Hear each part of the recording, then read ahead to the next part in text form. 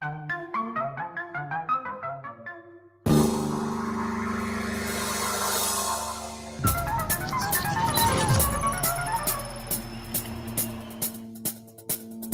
ora in onda Zoom, il drive time in mezzo ai fatti, con Antonino Danna.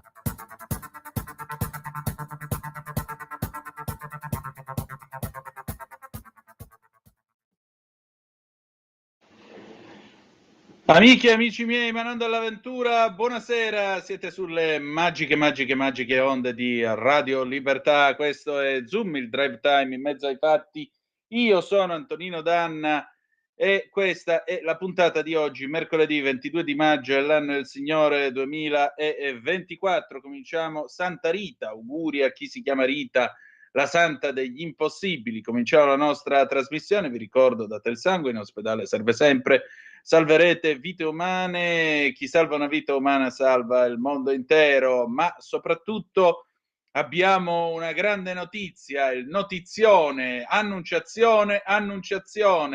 Signore e signori, da stamattina alle ore 8 è in onda il nostro bellissimo sito radiolibertà.net, dove troverete veramente una grande evoluzione della nostra pagina della nostra pagina web, che diventa anche un giornale, una testata periodica, quindi ci siamo allargati, ecco, mettiamola così, e ci siamo, credo, anche allargati bene, perché è un sito realizzato molto bene, dalla grafica molto pulita. Avrete modo di apprezzarlo navigandolo. Potete scrivere come sempre radiolibertà.net oppure radiolibertà.net, tanto come si chiamano i vari browser, oddio, non si usa più questa parola che fa molto 1995, i vari browser oggi sono così smaliziati da riuscire a portarvi al sito giusto. Mi raccomando,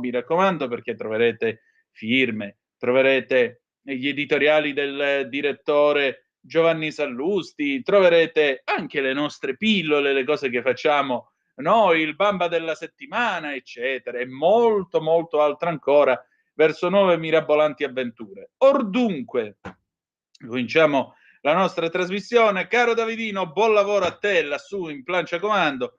Abbiamo cominciato con un gran bel pezzo che ora vi dico, non mi ricordo più qual è il pezzo con cui abbiamo aperto la trasmissione questa sera. Gli Oliver Onions, lo chiamavano Bulldozer, del 1978. Non parliamo di me, non parliamo degli orsi, ma in concreto parliamo di Bud, il mitico Bud Spencer.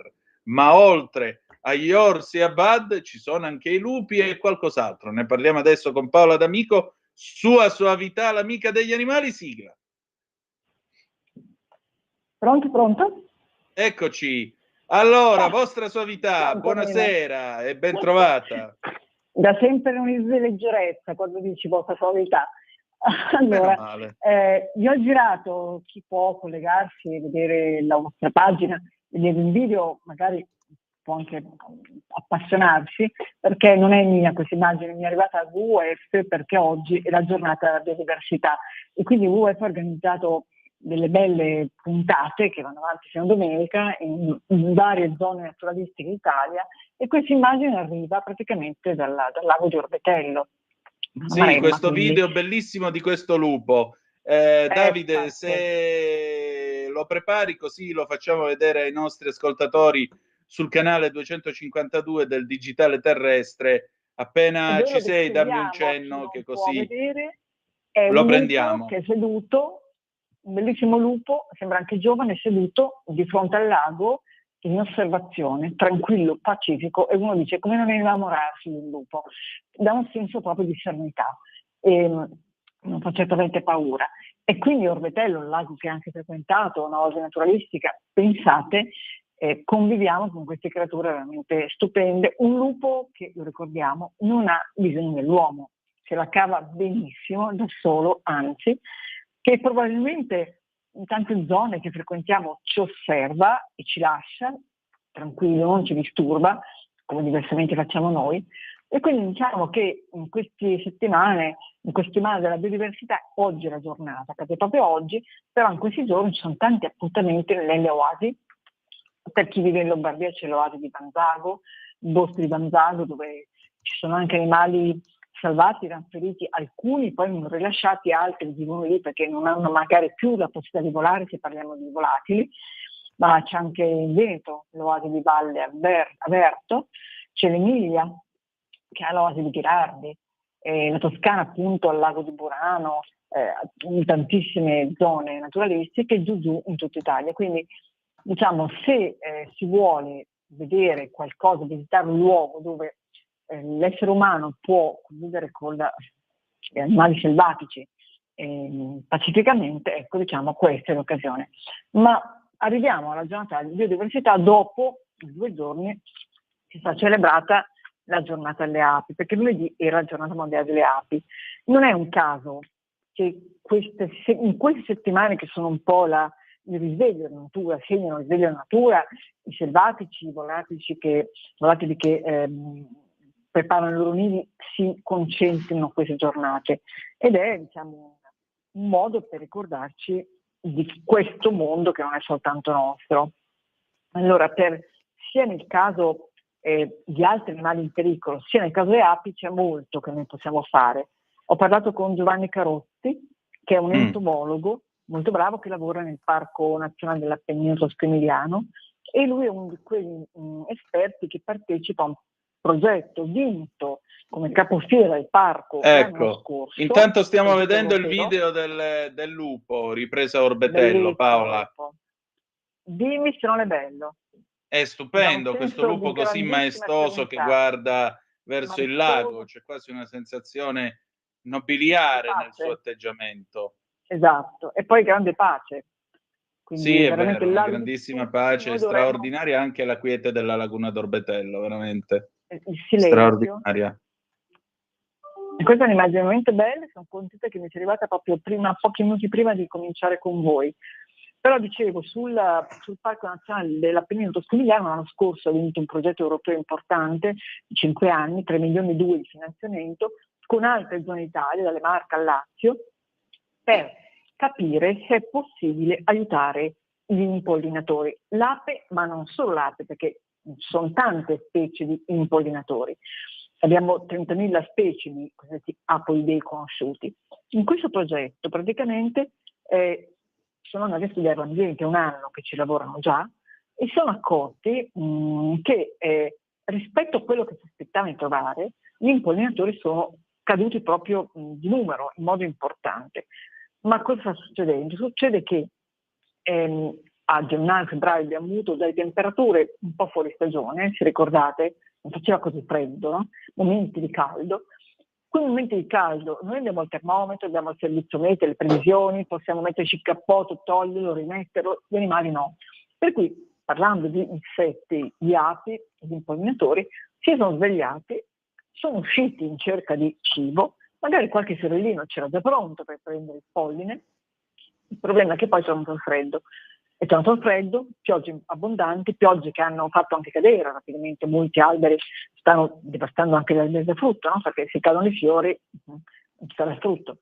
E quindi loro, uscendo poi, hanno consumato prima del tempo le loro energie residue, quelle che hanno tenuto da parte per l'inverno, sono uscite nel momento sbagliato, si sono dovuti ritirare nei rifugi durante il freddo e rischiano poi di uscire adesso non trovare il cibo sufficiente. Cosa bisogna fare? Allora, loro hanno pensato di spargere proprio in modo intensivo nei prati e nelle zone dell'Appennino medio-alto fiori di varie specie, sempre autoctone, che possano fiorire in momenti diversi. Ma questa stessa cosa che loro stanno facendo, inondando i semi, i pascoli, e poi conservando naturalmente questi semi, quindi c'è un intenso lavoro anche di raccolta, lo possiamo fare anche noi nel nostro piccolo. Anche là si possono trovare quei sacchi di semi misti, di fiori, e se troviamo vicino a casa un prato abbandonato, ovviamente non possiamo farlo a casa d'altri, però un giardino abbandonato, mal curato, ci accorgiamo che c'è del verde che possiamo, come dire, utilizzare, spargiamo semi. Perché? Perché questo è importantissimo, cercare di aiutare gli impollinatori e quindi procurargli fiori anche quando non è stagione, diciamo, perché ormai le stagioni non sono più, come si dice, quelle di una volta. Questa è un'operazione molto interessante che stanno facendo e Giovanni Carotti appunto diceva lo potete fare nelle città, nelle campagne, vicino dove abitate, dove vi ritirate per vostre vacanze, cioè aiutiamo a spargere semi di fiori che potranno fornire pollini in periodi diversi, così da dare nutrimento anche fuori stagione, quindi girasoli, trifoglio rosso, ginestrini, la calendula, la borragine, 1000 miscugli biologici. Esistono, io appunto li ho cercati e ho deciso che questo comincerò a farlo. Non so, per esempio abbiamo delle salvie bellissime che fanno delle fluorescenze stupende, mettiamo salvie dappertutto, sui giardini, sui terrazzi, sulle nostre finestre e vedremo che si riempiranno di bombi. Questo è molto importante e questo ne possiamo fare. Poi ricordiamo che naturalmente è stato Albert Einstein a dire, no? Se l'ape scomparrà dalla Terra, allora gli uomini rimarranno solo pochi anni di vita, non più api, non più impollinazione, non più piante, non più animali, non più uomo. Questo lui disse. Ma attenzione, perché Edward Wilson disse la stessa cosa, diciamo, per le formiche. Lui quando coniò il termine di biodiversità, che è l'unione di biological diversity, quindi biodiversità, lui praticamente era l'88 del secolo scorso, disse che il ruolo delle formiche nella biosfera è così importante che l'umanità forse non potrebbe sopravvivere senza di esse, quindi non solo le api, ma anche le formiche. Abbiamo perso Paola, non la sento più. Oddio mio. Vediamo. Ci sei, Paola? Sono qua. Ah, eccoti, vai avanti, non ti sentivo Dov'è più. che mi hai perso? Wilson? Ti ho perso proprio 3 secondi fa, non ti sentivo più. Praticamente diciamo che anche Wilson dice che anche le formiche sono importanti. Esatto, le formiche. Eravamo arrivati alle formiche, dopodiché esatto. il telefono t'ha inghiottita. Fantastico. Quindi diciamo che anche se a parole gli scienziati e i politici sembrano intendersi, nel senso di trovare il modo di far convivere tutti, in pratica poi dobbiamo metterci molto del nostro, perché questo non sta accadendo, se è vero che continuiamo a perdere delle specie. E in questi giorni, tra l'altro, a Palermo si sono riuniti gli scienziati di un centro nazionale per la biodiversità del futuro, ve lo dico in italiano perché sapete che l'inglese non è la mia lingua prediletta, che è al lavoro da un anno, è uno dei centri più importanti nati l'anno scorso, riunisce 2000 scienziati, non che stanno tutti a Palermo, ma che in rete, scienziati che già lavorano al CNR, nelle università, fanno rete tutti assieme per poter amplificare i loro singoli studi. Cioè gli scienziati fanno quello che tutti dovremmo fare, lavorare assieme per un unico obiettivo, non litigare, mettono insieme le loro conoscenze e in questo primo anno di lavoro hanno studiato quasi 1000 specie di piante, alghe, organismi marini, per cercare di capire come prevenire quelle malattie diffuse tra l'uomo, malattie metaboliche, cancro, malattie neurodegenerative. Quindi che cosa vuol dire? Che il 24% delle malattie dell'uomo è attribuibile a fattori ambientali, quindi 1 su 4, ma noi dalla natura possiamo trovare gli strumenti per curarci. Ma la prima cosa che dobbiamo fare è rispettare la natura, perché probabilmente se rispettassimo la natura, quel quarto di malattie potrebbe essere, come dire, azzerato. E tutto questo accade mentre noi poi siamo occupati a litigare su altre cose, ma in realtà i nostri scienziati lavorano come dei matti. Hanno anche, questa cosa divertente, studiato attraverso la piattaforma TikTok, un po' di informatici, ingegneri, testoni, hanno cercato di capire, per poter poi comunicare con gli italiani, cosa la gente fa della biodiversità e quindi della relazione uomo-ambiente e piante. E sono uscite delle cose molto normali, quasi banali per dire, no? E hanno studiato attraverso appunto TikTok il modo di comunicare degli italiani. Allora ci sono sempre i soliti animali che compaiono: piccione, cinghiale, gabbiano, scoiattoli, sono gli animali più menzionati. e per esempio api e farfalle non vengono quasi mai citate. E questo è una cosa interessante, per quello che noi invece dobbiamo parlare di api, farfalle, di formiche, di animali piccolissimi che non vediamo, cioè come se non esistessero. Per cui non so, ci sono È luoghi vero. comuni come la nutria, lo scorigliattolo vengono descritti come animali positivi. La cornacchia è l'unico animale intelligente, secondo gli italiani che usano TikTok. Devo dire che è abbastanza preoccupante. E questo Sì, però decisamente. è utile per loro, scienziati che vivono nei centri di ricerca, per capire cosa devono cambiare nella comunicazione. Noi però, voi, la Radio Libertà, già lo sta facendo questo lavoro di parlare di tutti gli animali, appunto, comprese le api e le farfalle, che per gli italiani, la maggior parte degli italiani che comunica sui social, non esistono. E questa era un po' la cosa che volevo raccontarvi oggi. Abbiamo ancora tempo? Sì, abbiamo ancora 4 minuti. Volevo chiederti tra l'altro una Esagerato? cosa, Sì. ma cosa c'era di bello ieri nel tuo bellissimo dorso? Buone notizie sul Corriere della Sera. Oh santo cielo, c'erano tante cose, c'era soprattutto una prima pagina, diciamo una copertina dedicata alla Elena Pettinelli, che è una ricercatrice italiana, strepitosa, 55enne, di cui si è parlato, ma non tanto, secondo me, perché è una donna italiana, la ricercatrice che ha scoperto che su Marte, dentro Marte, sotto il ghiaccio, c'è l'acqua, e ha ottenuto anche qui un risultato straordinario. Elena Pettinelli ha ottenuto un finanziamento enorme, sempre superiore a 3 milioni di euro, per un gruppo di ricerca che coordina, perché adesso loro studieranno l'acqua sulle linee di Marte. Sempre sotto la corsa di ghiaccio ci sono le bolle d'acqua, perché dove c'è acqua teoricamente c'è la vita. E quindi, siccome si parla sempre di Marte e di marziani, di trovare il nuovo pianeta dove andare a vivere, lei sta cercando di fare questo lavoro. È una ragazza che dice da giovane, a scuola, non ero neanche tanto brava. E invece guardate cosa ha fatto. Ha studiato, si è appassionata, ha cominciato con la fisica, poi con l'ingegneria, ha collezionato, piace studiare una serie di dottorati e di PhD in giro per il mondo, e poi è riuscita anche a arrivare a Roma, dove insegna, Università Roma 3, e coordina un gruppo di ricercatori. Quindi è la numero 1 di fronte alle agenzie spaziali, ESA, NASA, cioè tutti guardano con grandissimo interesse al lavoro che lei sta facendo. Certamente. Senti Paola, allora, che abbiamo pubblicato. Sì. Allora Paola, io ti ringrazio intanto della tua cortesia, come sempre, come ogni mercoledì. Al di là di questa deviazione che abbiamo fatto sul Corrierone, stavi però dicendo una cosa, abbiamo ancora 1 minuto e mezzo.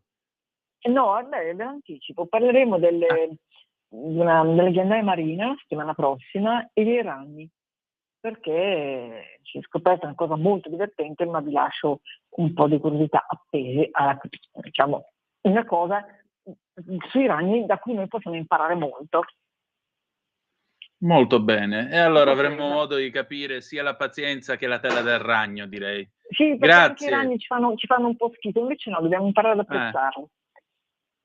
Bueno. Ciao Antonino, grazie. Un abbraccio, grazie Paola. Allora, noi adesso riprendiamo la linea e io direi che possiamo andare serenamente in pausa e poi tornare con un grande pezzo di Lucio Battisti, Acqua azzurra, acqua chiara, 1969. Perché? Perché tra poco parliamo di PFAS, a tra poco. Stai ascoltando Radio Libertà, la tua voce libera, senza filtri né censure, la tua radio.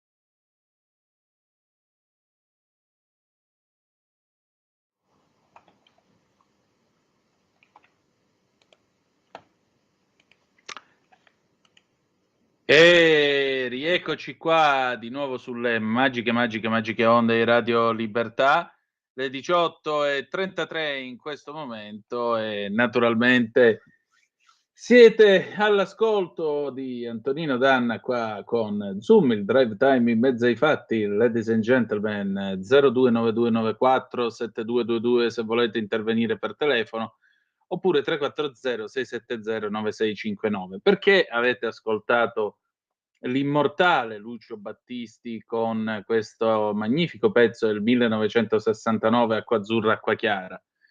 Perché, ragazzi, non sono sempre chiare, fresche e dolci acque, e in particolare diciamo che da un paio d'anni in questa trasmissione noi ci occupiamo di un male silenzioso, sono i cosiddetti PFAS. Sono le sostanze perfluoroalchiliche, e in particolare, non riesco mai a pronunciarle per bene, e in particolare queste sostanze hanno un brutto difetto: finiscono nella falda freatica oppure vanno a contaminare i fiumi, contaminano l'acqua che poi viene usata per irrigare il cibo e passano quindi per esempio nelle verdure che mangiamo. Oppure ancora passano nella catena alimentare e arrivano per esempio alle mamme che allattano, e quindi allattando i loro figli, compiendo il gesto più innocente e più puro che si possa compiere, finiscono per avvelenarli. Noi abbiamo cominciato a raccontare questa storia 2 anni fa in Veneto, se vi ricordate.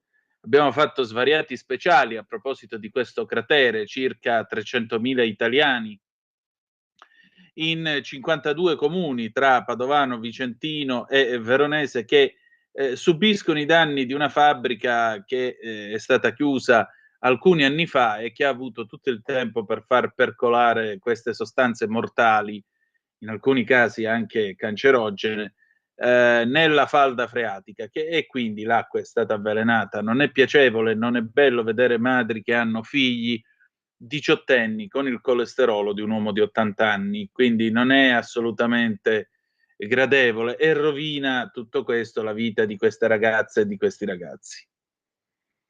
Ora, uno potrebbe anche dire: vabbè, sta storia è confinata in fondo a un cratere di 300.000 persone, perché mi interessa? Mi interessa intanto perché devo mangiare, mi capita, può succedere di mangiare quei prodotti, può succedere di alimentarsi con questo, ma soprattutto può succedere molto semplicemente che domani, a beccarsi una bella dose di PFAS, senza peraltro avere alcuna soluzione in merito perché, diciamo, qualcuno se ne disinteressa, potresti essere proprio tu che mi stai ascoltando. Pensate che PFAS sono stati riscontrati in Piemonte, PFAS sono stati riscontrati anche in Toscana. In Toscana addirittura l'ARPAT, l'agenzia regionale che si occupa della protezione ambientale, dice che no, gli PFAS non ci sono nella falda freatica, non ci sono nei pesci che vengono pescati, però attenzione, il 31% delle acque di superficie è inquinato da questo materiale. Dove andiamo adesso stasera con il faccia a faccia che vi stiamo per presentare? Andiamo precisamente in una zona tra la città di Prato, quindi tutto il distretto tessile, il distretto delle concerie, il distretto cartiero della provincia di Lucca. Ne ho parlato con l'amico Giuseppe Ungherese, che è un attivista di Greenpeace che si sta battendo su tutto questo, anche perché abbiamo bisogno di risposte dalla regione toscana. State un po' a sentire come sono messe le cose. Davide, quando sei pronto vai pure. Allora, il mio ospite di questa sera è Giuseppe Ungherese. Giuseppe Ungherese è di Greenpeace, è un attivista di Greenpeace, ma soprattutto lui si sta occupando del tema dei PFAS. Gli PFAS, per la precisione, sono sostanze perfluoroalchiliche che questa brutta parola altro non vuol dire che una serie di pesanti inquinanti del sottosuolo e segnatamente della falda freatica. Noi ce ne occupiamo da un paio d'anni in questa trasmissione.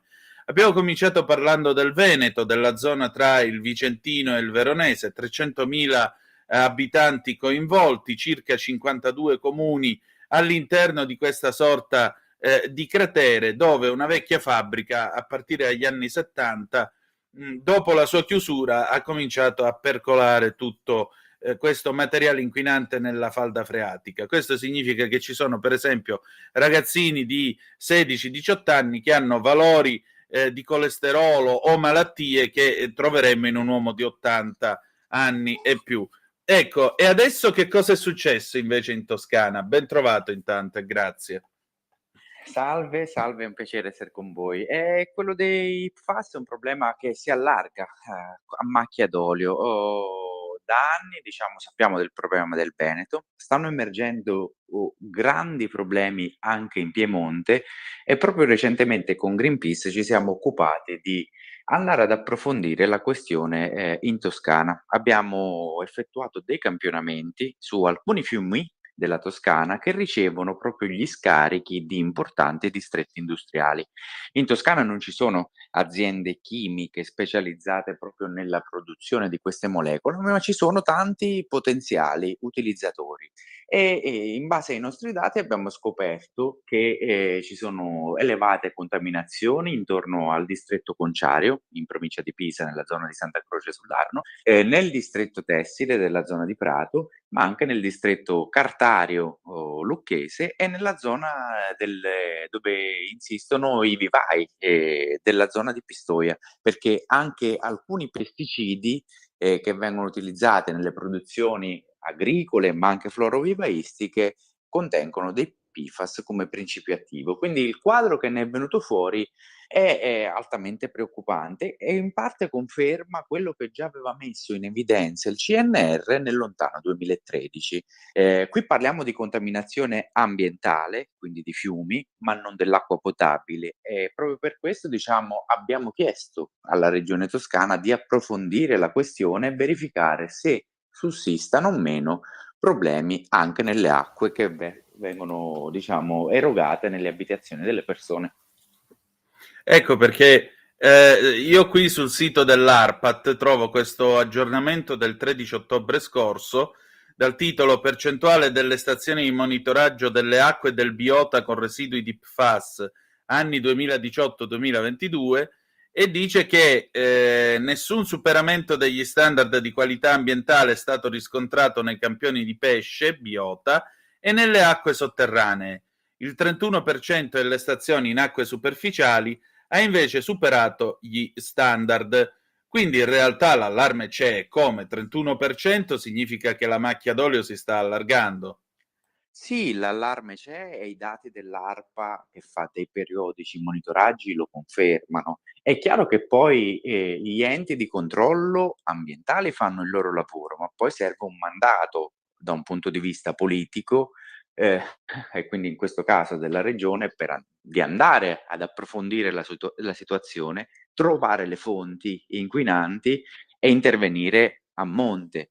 Poi subentrano anche i controlli dell'acqua potabile, perché poi l'acqua potabile, diciamo, è materia sanitaria e quindi spetta alle ASL e non alle ARPA. Ecco, e in tutto questo io prima di passare alla prossima domanda volevo leggervi un attimo quello che scrive Greenpeace grazie al lavoro del nostro Giuseppe Ungherese. Sentite un po' che cosa dicono i dati, perché i numeri credo siano allarmanti. Oltre a rilevare alcune delle singole molecole di PFAS più utilizzate, le analisi di laboratorio hanno permesso di effettuare anche una stima della presenza di tutti i PFAS su un gruppo di oltre 10.000 molecole differenti, rilevando il totale del fluoro organico assorbibile. L'applicazione di questa tecnica analitica ha evidenziato le contaminazioni più preoccupanti a valle di uno dei depuratori del distretto tessile a Prato, quello di Calice, con 4.800 nanogrammi litro, seguito dal canale Usciana a valle del depuratore Acquarno che riceve gli scarichi del distretto Conciario, 4.500 nanogrammi litro. Il Rio Frizzone a valle del depuratore Acquapur, 3.900 nanogrammi litro, a Porcari nel distretto Cartario Lucchese. Ecco, più o meno di quante persone stiamo parlando? Almeno 100-150 Ma sicuramente sono tante le persone che vivono in quelle aree e come diceva, in questi campionamenti noi abbiamo utilizzato delle tecniche innovative, perché quando parliamo di PFAS parliamo di un ampio gruppo di molecole di sintesi, oltre 10.000. Oggi, diciamo, le agenzie, i laboratori riescono a misurarle in migliori alcune decine, però per tutti le altre migliaia non sappiamo nulla. E con una tecnica di laboratorio analitica abbiamo potuto stimare proprio la presenza di tutte queste molecole e i valori sono superiori alle migliaia.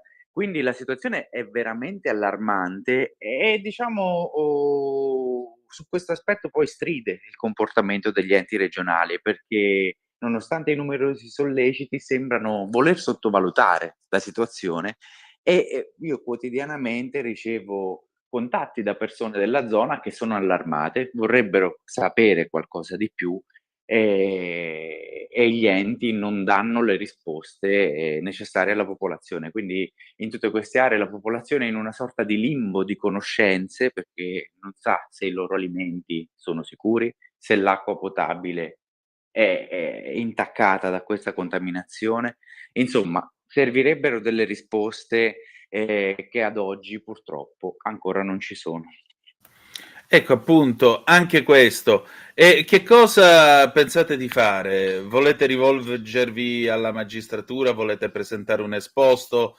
Cosa si può fare in concreto perché la regione prenda effettivamente in considerazione l'allarme sui PFAS? Anche perché sulla base di quello che abbiamo sentito sia nel Veneto che in generale nel nord Italia, torno a ripetere, qui parliamo anche di madri che si sentono colpevoli nei confronti dei figli perché queste sostanze, entrando nella catena alimentare e poi con l'allattamento, vengono assorbiti anche da neonati. Quindi non è che stiamo parlando di qualcosa campato per aria, stiamo parlando di qualcosa di molto grave. Quindi voi come Greenpeace che cosa volete fare o potete fare? Ecco. Noi abbiamo tante iniziative in cantiere che, diciamo preferiamo non svelare ancora, però continueremo a lavorare su questo tema e a fare in modo che gli enti pubblici si assumano le loro responsabilità e non lascino le popolazioni in questo stato di scarsissime conoscenze, perché ripeto, non può presentarsi la Greenpeace di turno e ad andare ad approfondire certe situazioni che purtroppo in alcuni casi per la Toscana sono note sin dal 2013, e quindi questo è un aspetto grave, e gli enti pubblici da questo punto di vista qui, sono latitanti e quindi noi continueremo nel nostro lavoro, ma soprattutto continueremo a chiedere affinché ci sia anche un divieto dell'uso di queste sostanze, della produzione di queste sostanze su scala nazionale, perché prima abbiamo visto in Veneto, in Piemonte, anche in Lombardia ci sono diversi problemi. Ora in Toscana, insomma, non si tratta di situazioni puntuali, ma sembra un inquinamento che si allarga a macchia d'olio e su cui è necessario intervenire, perché i PFAS una volta immessi in natura, sono pressoché impossibili da rimuovere e quindi noi andiamo a contaminare l'ambiente in cui noi stessi viviamo, per lunghissimi tempi e quindi bisogna fare in modo che questo inquinamento non peggiori e vengano adottati i provvedimenti del caso. Certamente. Un'ultima domanda. Che cosa vi dice la gente? Cioè, oltre alla loro preoccupazione, c'è già chi porta analisi mediche, c'è già qualche studio in materia? Ma in generale le persone sono molto preoccupate perché queste sostanze purtroppo sono presenti un po' ovunque. Qualche settimana fa sono stati pubblicati dei dati sui campioni di frutta e verdura venduti in Europa e molti di questi presentano residui di queste sostanze, quindi le persone son preoccupate, sono o non hanno armi per potersi difendere, perché anche negli acquisti quotidiani noi non è che se andiamo in un supermercato troviamo un bollino che ci dice che quel prodotto X è senza queste sostanze. E quindi alcuni si stanno attrezzando per analizzare in modo del tutto autonomo o l'acqua potabile delle proprie abitazioni. E l'accesso invece agli screening sanitari e quindi all'analisi del sangue in Italia non è possibile, se non in alcune regioni come il Veneto, dove diciamo c'è un'emergenza sanitaria conclamata, e quindi queste persone vivono nella speranza che non siano toccati da questa contaminazione, ma ad oggi non hanno le prove, che possano escludere alcun tipo di problema, per cui, sta a carico gli enti pubblici farsi carico di tutelare adeguatamente l'ambiente e la salute delle persone, e noi continueremo a dare il nostro contributo affinché le cose cambino per il bene di tutti. E noi aspettiamo allora novità e avremo modo di tornare su questo tema e di risentirci. Questo è poco, ma glielo garantisco. Grazie. Grazie a lei, buona giornata.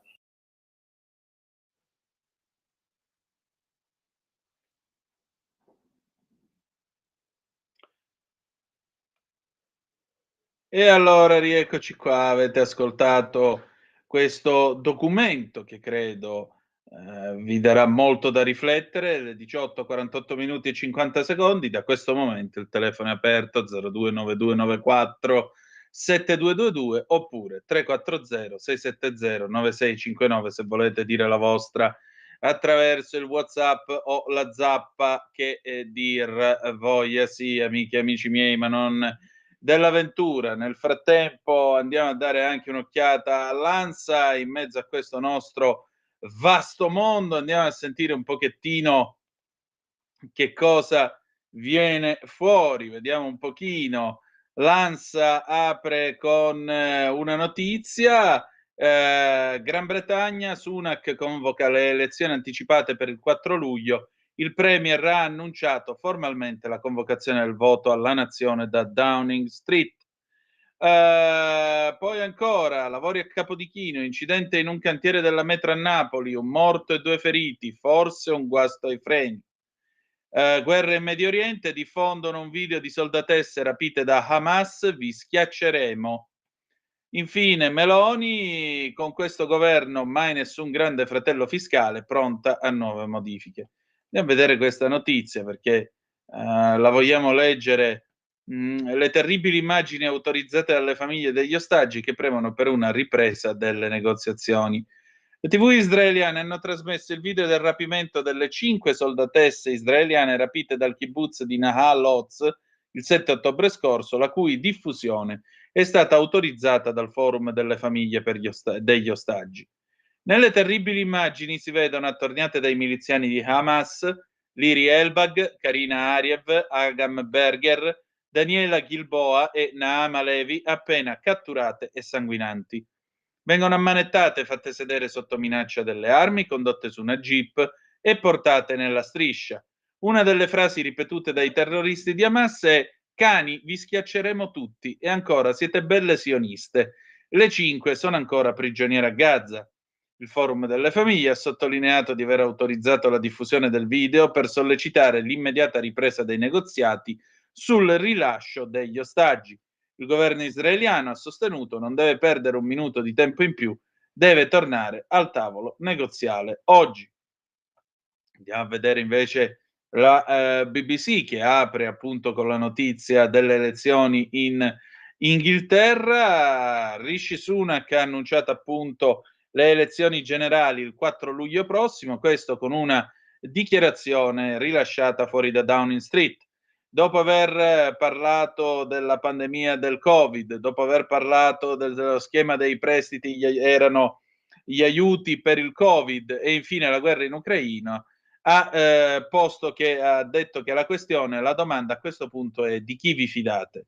Sunak dice di essere orgoglioso di quello che il suo governo è riuscito a realizzare, anche per quanto riguarda la spesa del Servizio Sanitario Nazionale e l'istruzione. Il leader laburista Keir Starmer dice che se i conservatori vinceranno, si sentiranno intitolati ad andare avanti così come hanno fatto in tutto questo tempo. E ha detto invece che con pazienza e determinazione c'è così tanto orgoglio e tanto potenziale da sbloccare nel Regno Unito. E tra l'altro, insomma, le cose potrebbero cambiare perché Keir Starmer, che è il leader come si dice, il leader dei laburisti, è peraltro uno che, diciamo così, naturalmente cambierebbe posizione nel paese su tante cose. È uno che in ogni caso, diciamo, da un lato manterrebbe comunque la posizione degli inglesi a favore dell'Ucraina e ovviamente in funzione antirussa. Dall'altro lato è chiaro che le cose dovrebbero cambiare per quanto riguarda la gestione del paese, per quanto riguarda le tasse, per quanto riguarda i diritti e così via. Insomma, vediamo che cosa succede, anche perché il vero problema di Starmer, il vero problema dei laburisti in Inghilterra è che il loro leader ama essere né carne né pesce, questo è il fatto. Quindi vedremo che cosa succederà, vedremo se Sunak vincerà di nuovo le elezioni oppure verrà scalzato. Peraltro, diciamo così, è riuscito a scalzare lo stesso Johnson, a uscire indenne dalle polemiche, dalle indagini sul Covid. Quindi vedremo che cosa succederà, proprio lui che di Johnson era stato il figlioccio politico. 029294 7222 se volete essere dei nostri, oppure 340 670 9659 se volete intervenire attraverso la zappa o il WhatsApp che dir voglia. Sì. Nel frattempo diamo anche una notiziola leggera, un po' più leggera. Sapete che ieri vi avevo letto del povero Rino Barillari, il re dei paparazzi, che è stato preso a cazzotti da Gérard Depardieu ieri a Roma e Barillari aveva promesso che l'avrebbe denunciato. Siamo qua sull'ADN Kronos. Aggressione a Barillari, Depardieu e la compagna hanno lasciato l'Italia. A quanto risulta all'ADN Kronos, i due si sono imbarcati a Fiumicino per tornare in Francia. Gérard Depardieu e la compagna Magda Vavrusova hanno lasciato l'Italia. A quanto risulta all'ADN Kronos, i due si sono imbarcati all'aeroporto internazionale Leonardo da Vinci di Fiumicino a bordo di un volo che li ha riportati in Francia, dopo il clamore suscitato dall'aggressione al re dei paparazzi Rino Barillari ieri all'RS Bar di Via Veneto. Intanto sono stati sentiti dai carabinieri testimoni che avrebbero visto l'attore francese sferrare 3 pugni al volto del noto fotografo romano. Una scena in stile dolce vita che non si vedeva da 20 anni a Roma, con Depardieu a pranzo con la compagna e altre 4 persone ai tavolini all'aperto dello storico locale della capitale, che, sorpreso dai flash del paparazzo, e dopo aver visto la Vavrusova provare a bloccare il fotografo e lanciargli del ghiaccio, reagisce in modo a dir poco muscolare, prendendolo a pugni e scaraventandolo a terra. A chiamare i soccorsi è il titolare dell'Harris Bar, Piero Lepore, che è anche il primo a soccorrere Barillari, poi finito al pronto soccorso con 10 giorni di prognosi. Mentre ad assistere alla scena c'è anche il giornalista Gianni Riotta. Stavo prendendo un caffè quando ho visto Gérard Depardieu aggredire all'improvviso Barillari, racconterà poi all'ADN Kronos. Il fotografo ha sporto denuncia ieri in tarda serata dai carabinieri della stazione di Via Veneto. Depardieu mi ha dato 3 cazzotti in faccia, mi fa male la testa, mica ho più 15 anni, ce ne ho 79, aveva raccontato all'ADN Kronos dopo l'aggressione, spiegando: non ho fatto in tempo a capire quello che stava succedendo, che mi ha dato 3 cazzottoni in faccia. Mi fa male tutto il lato destro. Ho beccato la sveglia, qui è tornata la dolce vita da capo. A Cannes fanno il cinema e qui le stronzate. Tutt'altra la versione che Depardieu affida alla sua avvocatessa francese Delphine Meillet. Il cosiddetto re dei paparazzi Rino Barillari, noto anche per le sue foto e i suoi metodi aggressivi, ha spinto violentemente la compagna di Gérard Depardieu oggi nel cuore di Roma, Magda Vavrusova. Scrive in una nota l'avvocato Meillet che, contattata dall'ADN Kronos, ha sostenuto che la Vavrusova era rimasta scioccata dall'accaduto e che l'attore francese intervenuto tra i paparazzi e la sua compagna è caduto ed è scivolato su di Barillari. I carabinieri ora stanno acquisendo le immagini registrate alle telecamere per capire se abbiano ripreso il momento dell'aggressione. Intanto la notizia ha fatto il giro del mondo. Depardieu, uno che, francamente, una volta mi stava molto più simpatico, ora mi sembra uno che si sente autorizzato a fare quello che vuole. Genio e sregolatezza va bene, ma fino a un certo punto, dai. Allora, andiamo a vedere, a proposito, parliamo un poco di tasse, va, vediamo che cosa dice la Meloni in merito. Eccoci qua. Nessun grande fratello fiscale, scrive sempre l'ADN Cronos, sarà introdotto da questo governo. Cosa dice la Meloni? Dice: mai nessun grande fratello fiscale sarà introdotto dal governo. Sono sempre stata contraria a meccanismi invasivi di redditometro applicati alla gente comune. Lo precisa tra l'altro con un post su Facebook la nostra Premier e continua. L'attuazione della delega fiscale, portata avanti in particolare dal vice ministro dell'economia Leo, è fino ad ora andata nella direzione di migliorare il rapporto tra Stato e cittadino, tutelare i lavoratori onesti e contrastare la grande evasione, quella per intenderci dei sedicenti nullatenenti con ville barca supercar. Continueremo in questa direzione sempre dalla parte dei cittadini. E ancora, sull'ultimo decreto recentemente varato dal MEF, che negli intendimenti delimita l'azione di verifica dell'amministrazione finanziaria, mi confronterò personalmente col vice ministro Leo, al quale ho chiesto anche di venirne a riferire al prossimo Consiglio dei Ministri. E se saranno necessari cambiamenti, chiosa Meloni, sarò la prima a chiederli. Salvini dice anche che il redditometro è uno degli orrori del passato, andare a perseguire e accertare presunti redditi perché lo Stato fa il grande fratello? No. Sicuramente potenziare gli strumenti per la lotta alla grande evasione, quella assolutamente sì. Però lavoriamo sui redditi veri, non sulle presunzioni. Colpevolizzare il benessere non significa aiutare l'Italia.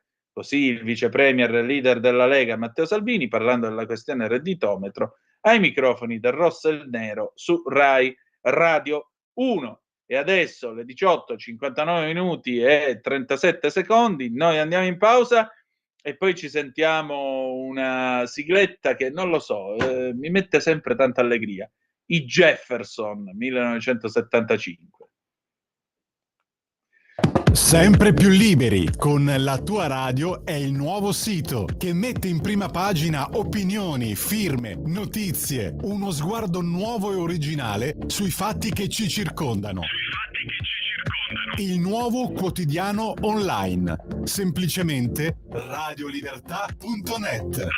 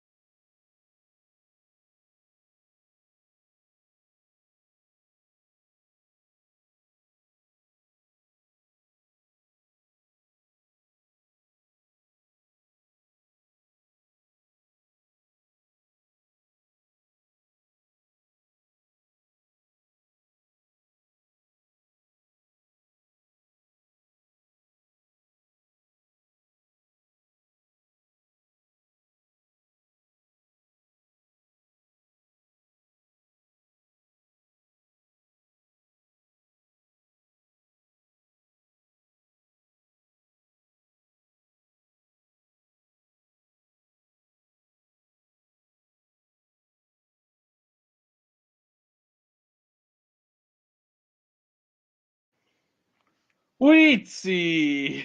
Mamma mia.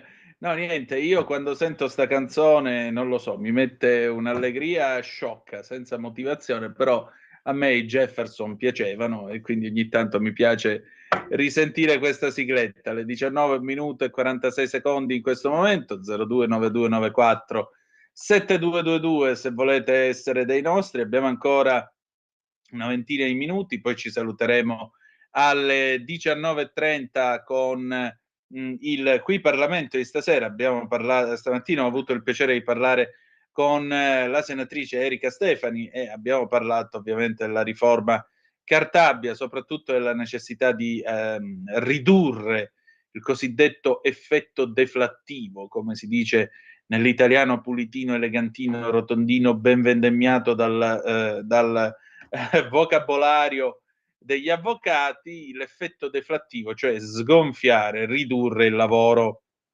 dei tribunali.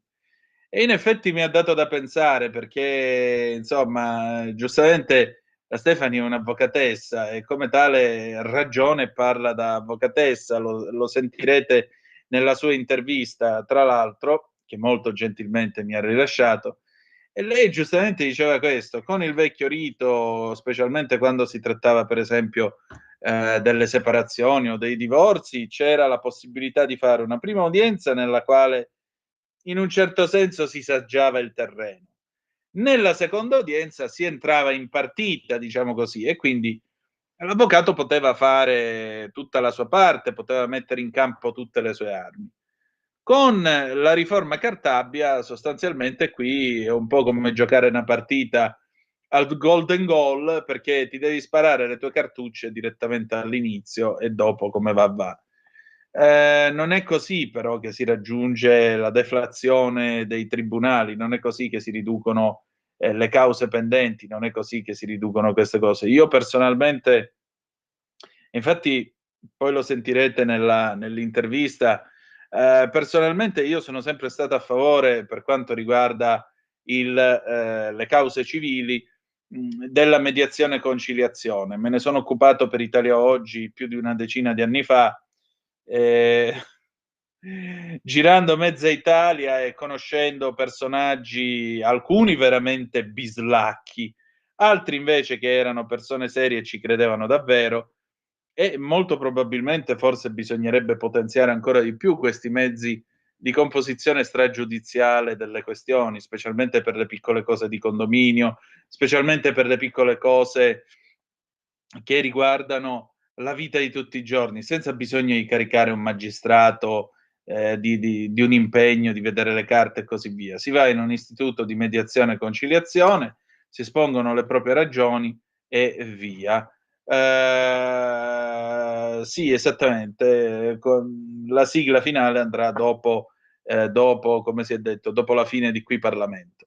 Per cui, insomma, abbiamo ancora un po' di tempo per discutere tutti insieme e naturalmente per riflettere su quello che vi è successo. Voi avete visto, tra l'altro, questa settimana abbiamo discusso di temi drammatici legati alla giustizia. Lunedì avete avuto lo speciale su Raffaello Accordi che da decenni ormai cerca di protestare la sua innocenza, di essere ascoltato da un giudice, quantomeno di presentare la sua versione dei fatti in merito all'omicidio per il quale egli è stato prima assolto in primo grado e poi condannato in secondo.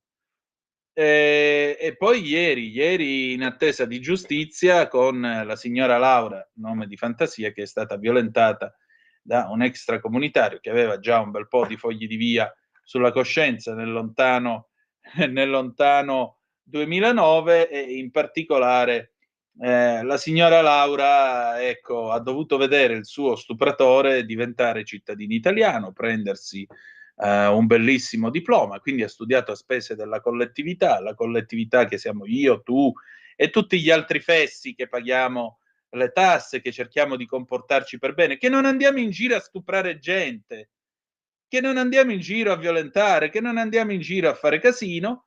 Ecco, noi altri fessi abbiamo rieducato un signore che poi, divenuto nostro compatriota, uscito in libertà, ha ben pensato di andare in giro e fare stalking e minacciare di morte questa povera donna che è scappata in Germania, prima ha cercato di rifarsi una vita in Germania, poi le è toccato tornare in Italia, insomma, diciamo che ieri i fuochi d'artificio non sono mancati affatto. Se potete andateveli a ripescare nel podcast oppure sul nostro bellissimo canale YouTube o ancora sulla nostra pagina Facebook o con l'app Noccioline e Caramelle. C'è una telefonata, grazie Davidino. Pronto, chi è là? Eccomi, Michele Caruso. Quella, Michele, dai. Buonasera a te Antonino, a tutta l'equipe, agli ascoltatori di Radio Libertà, la Talk Radio in Zoom, il drive time in mezzo ai fatti. Come va? Tutto bene Antonino? Ah sì, dai, non ci lamentiamo. C'è un tempo che fa schifo perché la mattina pare estate e ora piove, però vabbè. Comunque, dimmi Vabbè. tutto, Michele, vai. Un saluto noblesse obligio, Sceri Monamora, con Mantovato. Dunque, stasera ci sarà Atalanta Bayer Leverkusen. Prima di passare all'argomento, bene fare per gli orobici, la Dea, che stasera si dovesse battere la corazzata del Bayer Leverkusen, che sono campioni di Germania, imbattuti da 51 partite, si laureerebbe campione d'Europa, anche se dell'Europa League non della Champions, e così sarebbe un orgoglio italiano. E dunque per amor patriottico bisogna fare forza Atalanta stasera tutti quanti alle 21 davanti agli schermi, anche perché così si libererebbe un sesto posto se dovesse classificare quinta per la Champions, magari per la Roma, e ci sarebbero più squadre in Europa che ci facciano sognare per la stagione prossima. Io adesso vorrei invece affrontare un argomento a me molto caro, che mi sta a cuore, per cui sono sensibilissimo. Il punto di Michele Caruso, perché il Prego. 17 maggio si celebra la giornata internazionale contro l'omofobia. La giornata internazionale contro l'omofobia, la transfobia e la bifobia è stata istituita nel 2004 dalle Nazioni Unite e dall'Unione Europea, a 14 anni dalla decisione del 17 maggio del 1990 di rimuovere l'omosessualità dalla lista delle malattie mentali nella classificazione internazionale delle malattie pubblicate dalla OMS, Organizzazione Mondiale della Sanità. La giornata internazionale contro l'omofobia si celebra tutti gli anni, appunto il 17 maggio appena trascorso, in ricordo della data in cui l'OMS definì per la prima volta nella storia l'omosessualità come una variante naturale del comportamento umano, un orientamento sessuale che appare limitata all'eterosessualità, a tutt'al più una caratteristica. In questo modo terminarono i trattamenti medici e psichiatrici per curare l'omosessualità come se fosse una malattia o una devianza del comportamento sessuale. Molto è stato fatto in questi anni, ma molto è ancora da fare. La strada è in salita contro ogni forma di intolleranza e discriminazione basata sull'orientamento sessuale o sull'identità di genere. Ma nonostante ciò ci sono ancora oltre 60 paesi nel mondo che sanzionano penalmente l'orientamento sessuale. L'Italia è entrata a far parte del core group LGBT, un gruppo interregionale di paesi e organizzazioni per promuovere i temi della lotta alla discriminazione sulla base dell'orientamento sessuale e della tutela dei diritti delle persone LGBT, lesbiche, gay, bisessuali e transgender. L'Italia inoltre supporta attivamente la dichiarazione dell'Assemblea Generale delle Nazioni Unite Tocur sui diritti umani in primis, lontana da ogni hubris, orientamento sessuale e identità di genere che vanno tutelati. Da parte dell'Equal Rights Coalition, piattaforma di cooperazione tra paesi che mira allo scambio di informazioni e buone pratiche al coordinamento dell'azione globale in tema di diritti LGBT, nonché partner del Global Equality Fund, fondo intergovernativo che si propone di finanziare progetti a tutela delle persone LGBT. Ecco, io ti chiedo, Antonino, il DDL ZAN, il disegno di legge ZAN, che è stato affossato da una certa destra estrema al governo, perché le forze più moderate avevano in parte accettato che questa legge potesse venire promulgata dal Parlamento. Prevedeva, ad esempio, oltre che le unioni civili, anche la gestazione assistita per altri, cioè l'inseminazione artificiale, in modo tale che ci potesse essere il legittimo desiderio alla genitorialità per le coppie omosessuali, e soprattutto, ecco, ci accusa che muovo, che ho mosso e continuerò a muovere a questo governo, che l'omosessualità non possa essere una opinione contraria a qualche cosa che ormai si sa che è naturale, perché come io non dico nulla, ma un uomo e una donna che schifo, si stanno baciando, l'eterosessualità non è normale, non vedo perché gli eterosessuali non debbano fare altrettanto in senso opposto. Mi sembra che ci sia un'eguaglianza e dunque che ci sia anche sul piano dei diritti, altrimenti ancora i gay pride avranno un senso e non riusciremo mai ad uscirne fuori. Da Michele Caruso, grazie e buona serata. Michele, guarda, ti dico una cosa, noi stamattina abbiamo lanciato il sito con il generale Vannacci che dice appunto questo, che l'omofobia è una malattia, per cui Mi pare che siamo tutti d'accordo su questo. Detto ciò, però, si può anche avere, mettiamola così, si può anche avere un'opinione un pelo diversa per quanto riguarda, ad esempio, l'utero in affitto, che io trovo una cosa indegna e disumana. Capisco che ci può essere chi ha le sue buone ragioni, la comprendo, ma non sono favorevole, mi dispiace. Così come io stesso, voglio dire, sono del parere che certamente sia giusto riconoscere dei diritti a delle coppie, lo diceva anche il cardinale Carlo Maria Martini, già che c'era. Non è male se c'è una situazione comunque stabilizzata, di convivenza stabilizzata, che ci sia un riconoscimento dei diritti, che però non vuol dire creare un matrimonio, che però non vuol dire dare gli stessi diritti anche di paternità, di genitorialità che hanno le coppie di natura eterosessuale, ma per un motivo molto semplice: a condizioni uguali, trattamento uguale, a condizioni differenziate, trattamento differenziato. 2 uomini e un figlio insieme non lo possono fare e mi dispiace, la natura non lo permette, per cui dobbiamo anche renderci conto di questo. Sì, certo, il matrimonio non è soltanto questo, il matrimonio non è ordinato, soprattutto nella legislazione civile italiana, non è finalizzato al fine procreativo, a differenza delle norme canoniche, però chiaramente resta il fatto che ci sono delle differenze fisiche, francamente, degli ostacoli fisici e logistici un pochettino insormontabili.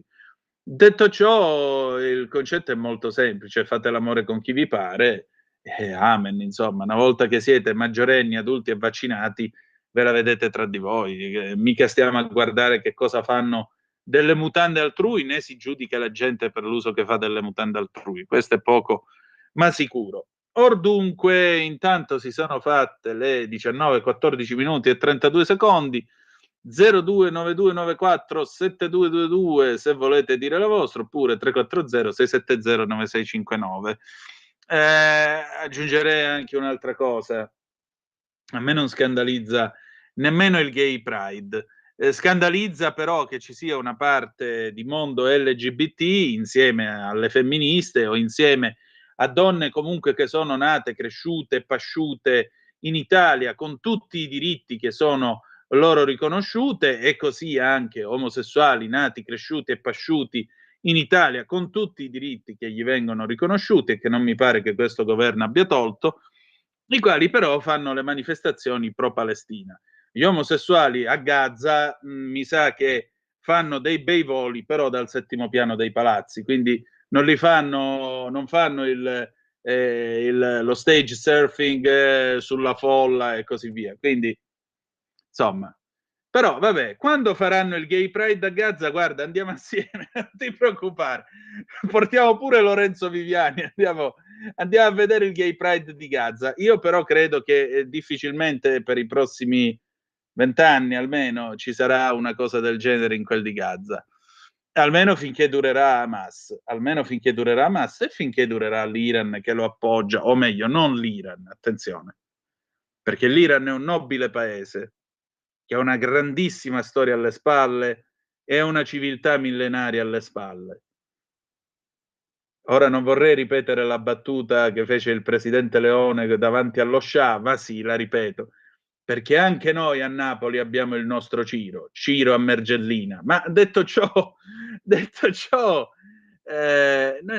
qui non è l'Iran, ma è tutto il regime teocratico dell'Iran, che è tutto fuorché l'affermazione dei diritti umani, tra l'altro.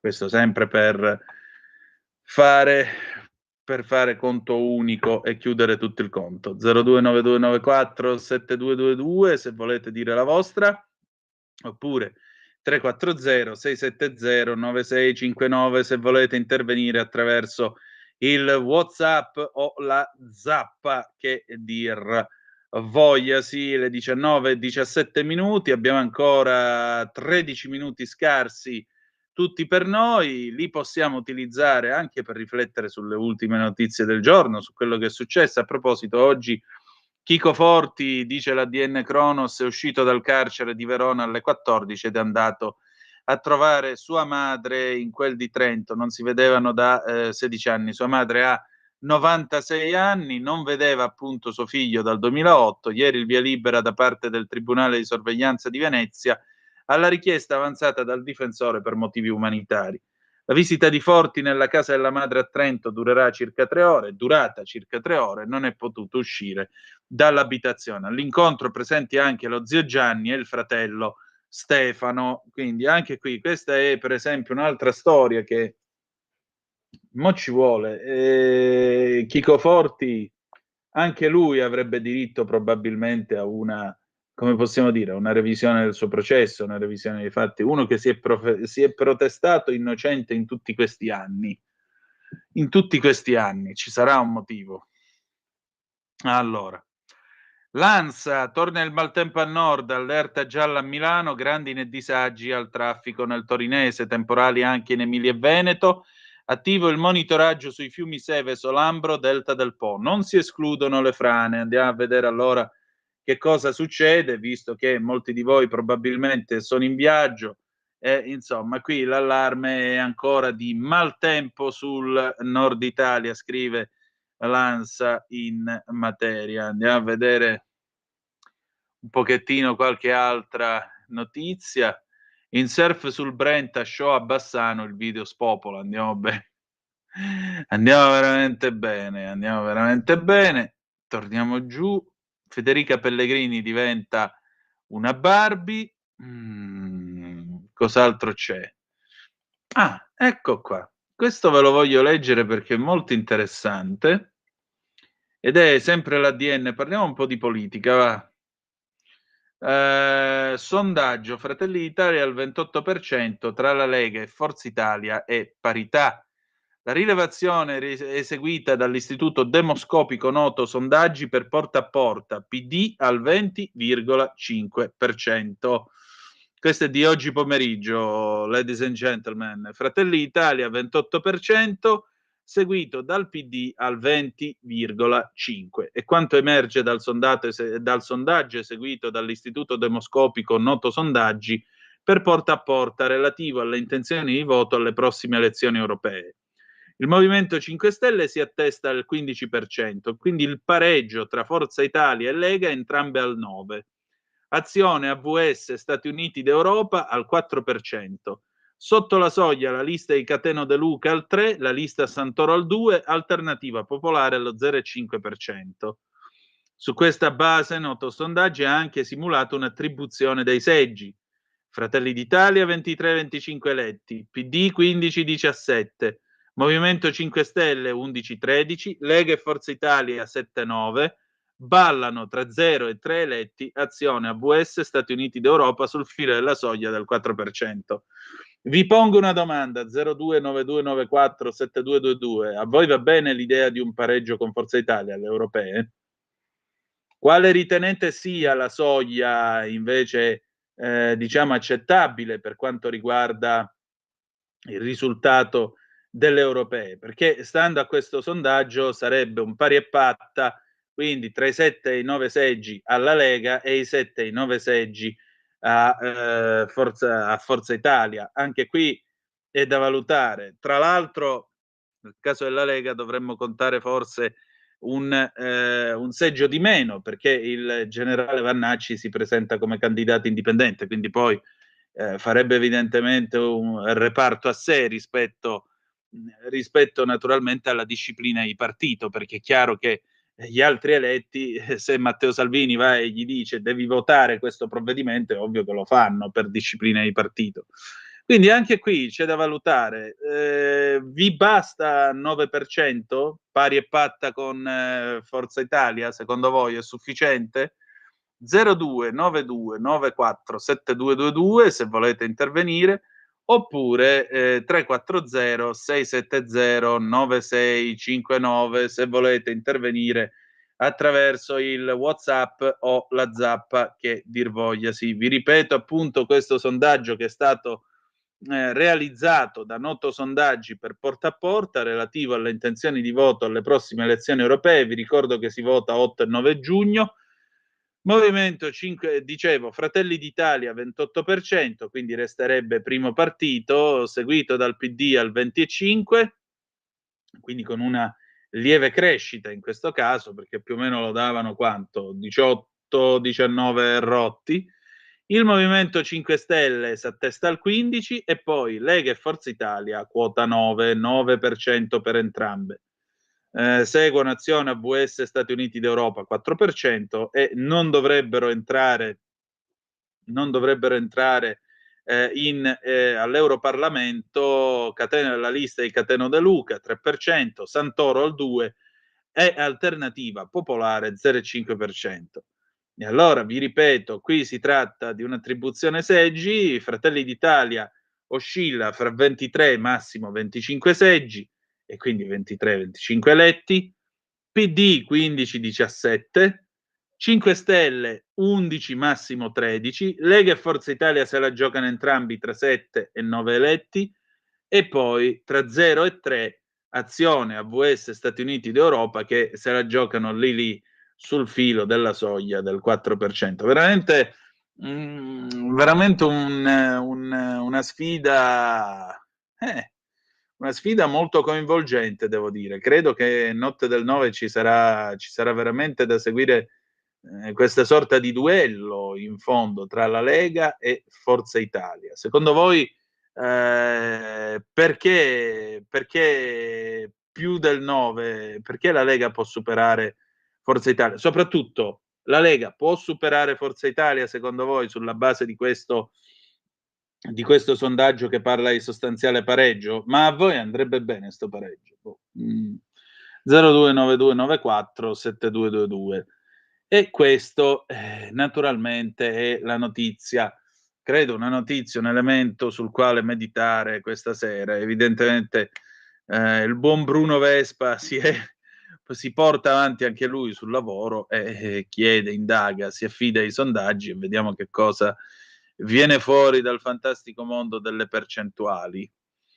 Allora andiamo qua con i migranti, siamo invece sempre sull'ADN, migranti, deputati Dem in Albania, CPR il nulla, 800 milioni buttati per lo spot della Meloni. Matteo Orfini è stato al cantiere, qualche ruspo e un paio di operai dovevano essere pronti per il 20 maggio. Centri migranti, nulla, qualche ruspa e un paio di operai. Matteo Orfini insieme a Matteo Mauri, Simona Bonafè ed Enzo Amendola è in Albania, scrive la DN Cronos. I deputati Dem sono andati a verificare l'andamento dei lavori nei centri migranti decisi dal governo Meloni. Avevano detto che sarebbero stati pronti per il 20 maggio. Abbiamo lasciato che passasse la data. Stamattina siamo qui a vedere come stanno le cose, dice Orfini, interpellato telefonicamente alla DN Cronos, mentre si trova ancora con gli altri parlamentari in Albania. Lo avevamo detto che non avrebbero mai visto la luce nei tempi previsti e infatti così è stato. Ma il tema è che si buttano 800 milioni di euro per uno spot elettorale di Meloni. Milioni di euro che potevano essere usati per qualcosa di più utile. Invece si è messo in piedi un meccanismo complicatissimo che non solo non riescono a realizzare, ma che continua ad alimentare la criminalizzazione dei migranti che vengono deportati in Albania per essere poi riportati in Italia e la violazione dei diritti umani. Orfini racconta che uno dei centri, quello vicino al porto, sta più avanti nella realizzazione, ma fino a che non sarà realizzato quello che dovrà ospitare i migranti, tutto è fermo. I parlamentari Dem hanno realizzato un video della loro visita in Albania. Potrebbe essere presentata presto un'interrogazione che la presentino e poi vediamo. Allora, flash dell'ANSA in questo momento. Meloni, ho visto il vice ministro Leo, sospendiamo il decreto sul redditometro, quindi diciamo così, palla al centro e si riparte. Vedremo che cosa verrà fuori. Vi dicevo del derby tra Forza Italia e la Lega, appunto, quindi tenete presente il numero, il 9% più tra 7 e massimo 9 seggi all'Europarlamento. E tra l'altro, insomma, c'è una certa polemica anche tra Salvini e Tajani, perché Salvini lo dice qui sull'ANSA, È sorprendente che l'amico Tajani preferisca il bellicista Macron a Marine Le Pen, come è sorprendente che l'altro giorno abbia criticato lo slogan della Lega meno Europa, visto che era la parola d'ordine scelta anche da Silvio Berlusconi per la campagna elettorale delle elezioni del 25 maggio 2014, quando l'attuale ministro degli esteri era commissario europeo. Beh, meno Europa mi pare che le motivazioni ci siano tutte, meno soprattutto di questa Europa, di questa Unione Europea, che è una cosa ben diversa, ed è quello che dice appunto Matteo Salvini. Va bene, si sono fatte le 19:28.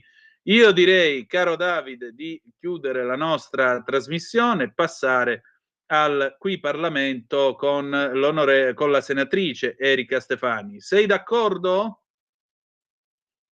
Vediamo un po'. Sempre più liberi, con la tua radio è il nuovo sito che mette in prima pagina opinioni, firme, notizie, uno sguardo nuovo e originale sui fatti che ci circondano.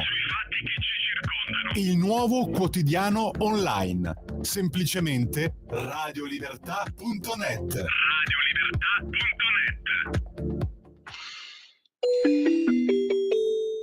Qui Parlamento.